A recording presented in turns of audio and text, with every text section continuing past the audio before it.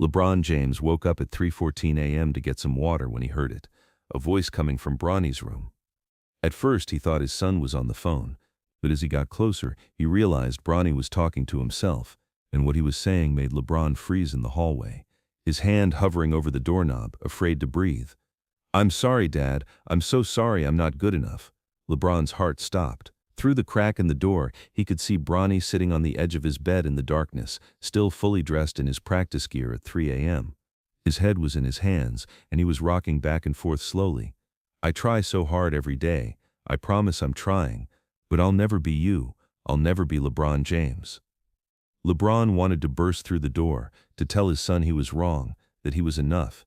But something kept him frozen, the raw pain in Bronny's voice, the way he spoke like he was confessing to a crime. But what LeBron heard next would shatter his entire understanding of what it means to be a father.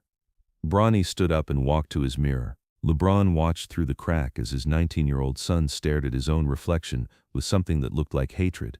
"Look at you," Bronny whispered to himself. "LeBron's son. That's all you'll ever be. Not Bronny James. Not a person. Just LeBron's disappointing son." He picked up something from his dresser, his phone, and LeBron saw the screen light up his face. Whatever Bronny was looking at made his jaw clench. "They're right," Bronny said, his voice cracking. "Every single one of them is right. I'm trash compared to him. I'm an embarrassment to the James name. I should just—" Bronny stopped mid-sentence and threw his phone across the room. It hit the wall with a crack. This is where everything changed. What Bronny said after throwing his phone would force LeBron to confront a truth he'd been avoiding for years. Bronny slid down the wall until he was sitting on the floor, his knees pulled up to his chest. LeBron could see his shoulders shaking. He was crying, trying to muffle the sound. "You know what the worst part is?" Bronny said to his empty room. "The worst part is, I can't even hate him for it. He's perfect. He's literally perfect. And I'm just me." LeBron felt tears forming in his own eyes. He wanted to open that door so badly, but he couldn't move. His son needed to let this out, and LeBron needed to hear it. All of it. "Everyone at school looks at me like I'm some kind of golden ticket just because of my last name," Bronny continued.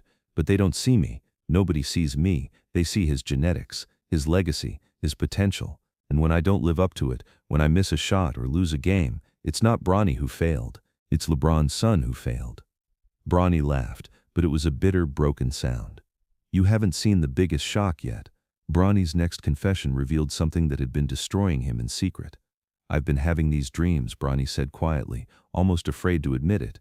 "Dreams where I'm someone else, where my dad is just a regular dad, not LeBron James. Just a dad who comes to my games and doesn't understand all the technical stuff but cheers anyway. A dad who doesn't know what a pick and roll is. A dad who asks me if I'm happy instead of if I won." He wiped his eyes with his sleeve. "And when I wake up from those dreams, I feel so guilty. Because my real dad is LeBron freaking James. The GOAT. I have the most successful dad in basketball history, and I'm sitting here wishing he was ordinary.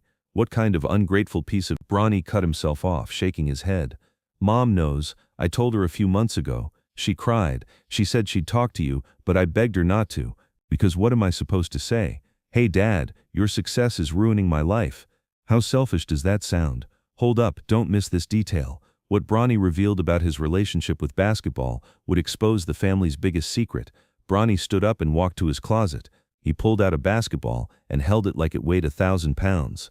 "You know what I realized last week?" he said to the ball. "I don't know if I even like basketball. I've been playing since I was 4 years old, and I genuinely don't know if I like it, or if I just do it because it's the only way to connect with my dad." He bounced the ball once. The sound echoed in the quiet room. "Every time I shoot, I hear his voice in my head. Follow through, Bronny. Square your shoulders. That's not how I taught you.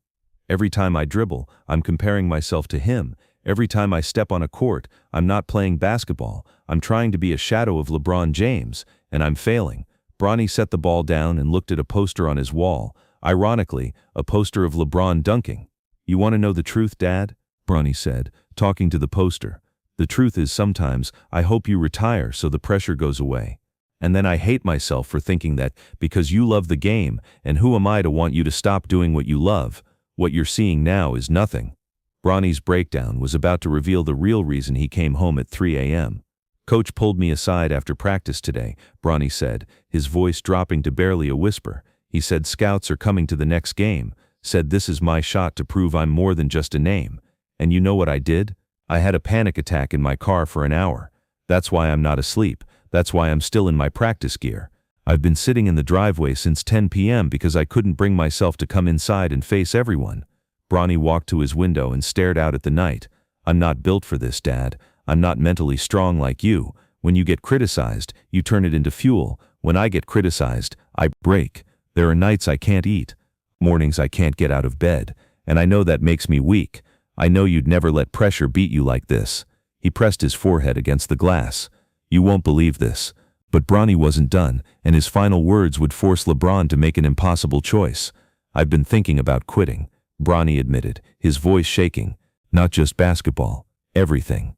Changing my name, moving somewhere nobody knows who my dad is, just starting over as somebody normal, somebody who doesn't have to be great, somebody who can just be. Tears were streaming down his face now. But I can't do that to you. I can't be the son who ran away from the James legacy. I can't be the quitter. So I'm trapped. I'm trapped in this life where I'm not good enough but I can't escape.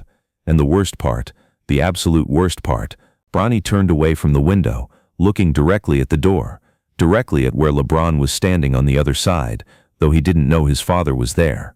The worst part is, I love him so much. My dad is my hero, and I'm destroying him by not being good enough. Every bad game I play reflects on him. Every mistake I make, people say LeBron must be so disappointed. I'm ruining his legacy just by existing and not being great. And I don't know how to fix it. I don't know how to be good enough. It's not over yet. What happened when LeBron finally opened that door would change both their lives forever. LeBron couldn't take it anymore. He opened the door. Bronny's head snapped around, his eyes wide with panic. Dad, how long have you been? Long enough, LeBron said, his voice thick with emotion. He walked into the room and closed the door behind him. For a long moment, they just stared at each other. Bronny's face was wet with tears, his expression a mixture of shame and fear. LeBron's own eyes were red. Bronny, sit down, LeBron said gently. Dad, I didn't mean, I was just, sit down. Bronny sat on his bed, and LeBron sat next to him. The silence felt heavy, suffocating. How much did you hear? Bronny finally whispered. All of it, LeBron said. Everything. Bronny covered his face with his hands. I'm sorry. I'm so sorry. I didn't want you to know. I didn't want. Stop, LeBron said firmly. Stop apologizing. Final. LeBron took a deep breath, choosing his next words carefully because he knew they might be the most important words he'd ever say to his son. Bronny, look at me. Slowly, Bronny lowered his hands and met his father's eyes. I need you to hear this, and I need you to really hear it. LeBron began. You are not ruining my legacy. You are not a disappointment. You are not too weak. You are not trapped, and you do not have to be me. Bronny opened his mouth to respond, but LeBron held up his hand. Let me finish. I've been the worst kind of father to you. Not because I don't love you. I love you more than anything in this world, but because I was so focused on preparing you for the basketball world that I forgot to protect you from the basketball world. LeBron's voice cracked. I put you in impossible situations. I let people compare you to me. I let the pressure build and build because I thought, he's my son, he's strong, he can handle it. But I never asked you the most important question. Do you even want this? Bronny stared at his father, tears flowing freely now. So I'm asking you now, LeBron continued, not as LeBron James the basketball player, as your dad. Do you want to play basketball? Not because of me, not because of expectations, not because of scouts or legacy or anything else. Do you want it? The question hung in the air between them.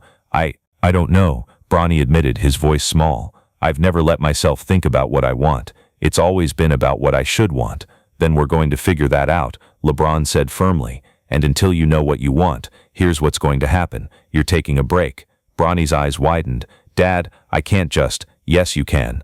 And you will. You're going to take a break from basketball, from scouts, from pressure, from all of it. And you're going to figure out who Bronny James is when nobody's watching, when there's no court, when there's no expectations. But what about? I don't care, LeBron said. I don't care about scouts. I don't care about my legacy. I don't care what people say. The only thing I care about is my son's mental health and happiness. Everything else can wait. They sat in silence for a moment.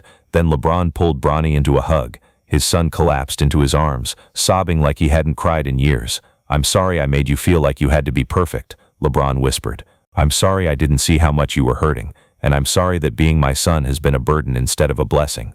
It's not all bad, Bronny said through his tears.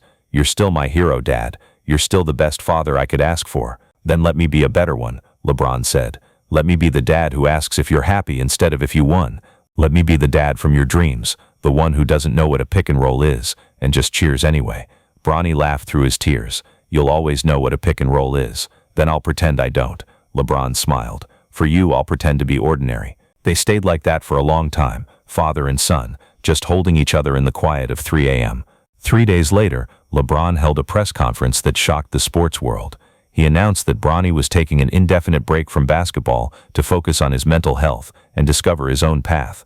The media had a field day. Some criticized the decision. Many supported it. But the only reaction that mattered was from Bronny, who called his dad after the press conference with 2 simple words, "Thank you." 6 months later, Bronny started college, not at a basketball powerhouse, but at a school known for its film program. He discovered a passion for documentary filmmaking, telling stories about athletes' mental health struggles. His first documentary, The Weight of a Name, growing up as a legend's child. It won awards at film festivals. It started conversations. It helped thousands of young athletes feel less alone. And when LeBron watched the premiere, sitting in the audience as just another proud dad, he realized something. Bronny had found his own kind of greatness, not the kind that comes from breaking records or winning championships. The kind that comes from being brave enough to be yourself. That conversation at 3 a.m. didn't just save Bronny's mental health, it redefined what success means in the James family. This is Bronny's truth. This is LeBron's redemption. This is the power of choosing your child over your legacy.